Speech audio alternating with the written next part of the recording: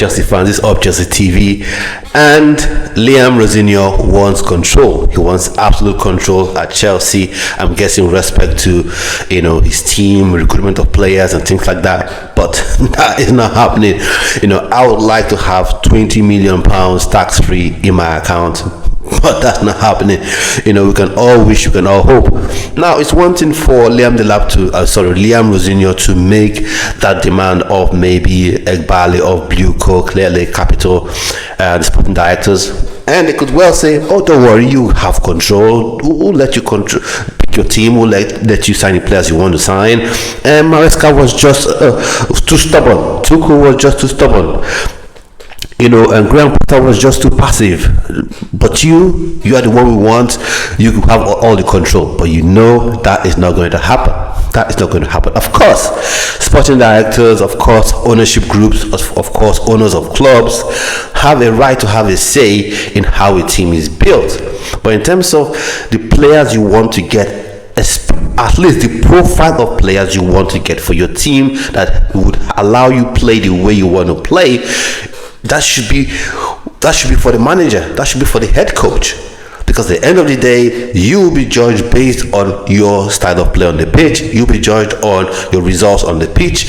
Your life as a head coach of that club will be determined by the level of titles you win, your performance of your team on the pitch. And so if a club hierarchy isn't giving you or refuses to give you the type of players you want, then it is a problem. Then it's best you don't take that job.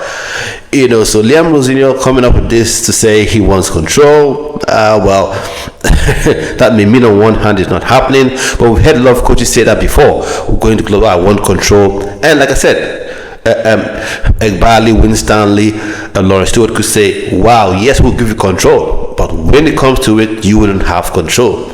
And for me, I'm seeing a lot of people, twerking all over the place, twerking all over X, twerking over social media for Liam Delap coming up with different formations, 3-2-1 this, 1-1-2 this. I'm like, I don't care. At this point in time, I don't care. Whether or not he's the manager, he will just be another one in that probably will be 12 to 18 months in the job and will be gone.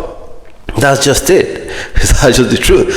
This ownership group, what's weird with them? Because each time you have apologies for this BlueCo ownership group, because each time you bring up the issue of see how they're sacking managers, look at how the recruiting players, they go on to their apologies go on to point out, players that didn't do well under Abramovich, go out to point out how Roman was sacking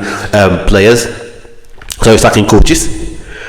But one thing they seem to forget is at the height of Roman's persistent sacking of coaches, Chelsea were persistently winning, consistently winning, constantly lifting Premier League trophies, constantly going far in Champions League and winning Champions League titles.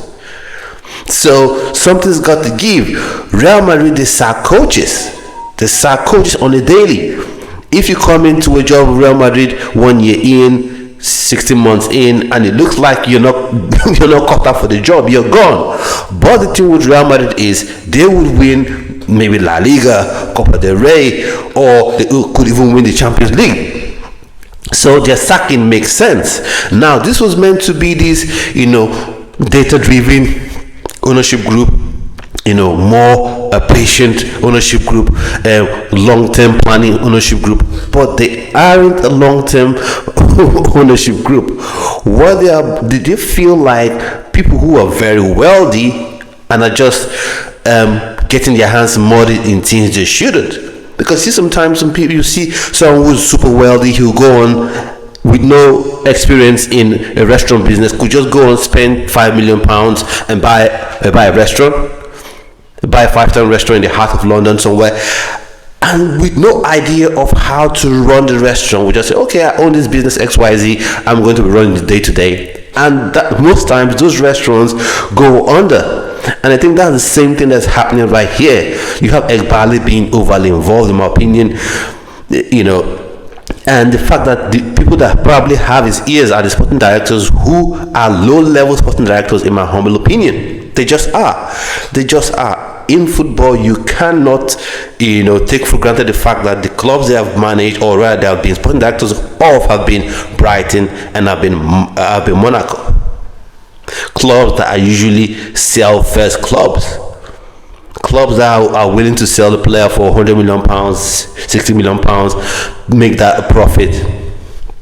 So they're willing to do that. So that's the kind of ownership group you want to have. So Liam Rosenior, I'm sorry, you're not getting any control. Whether or not you end up being Chelsea's coach, just have that at the back of your mind. But I'm hearing names like Glasner. I'm hearing names like Xavi, Firebrand, Xavi that he's a legend of Barcelona, but fell out with Deco and fell out with the ownership of Barcelona. Now that's a club that he would call his own club. So you can imagine at Chelsea, he would be having Paolo and Lowry in headlocks regularly on a regular basis. That's not going to happen. Any manager that wants to win, any manager that's worth his salt, would want to have a say in respect to players that come into the club. Now, even if you get a young manager, let's say you get a 30-year-old manager fresh off, graduating from coaching school, just got his UEFA coaching badges. The first season, 2 seasons, probably he'll want to toe the line because he hasn't achieved that much in football. But once he maybe wins an FA Cup, maybe finishing Champions League spots, then afterwards he would begin to demand for, okay, let me sign the players I want to sign, let me do what I want to do, let me make choices I want to make.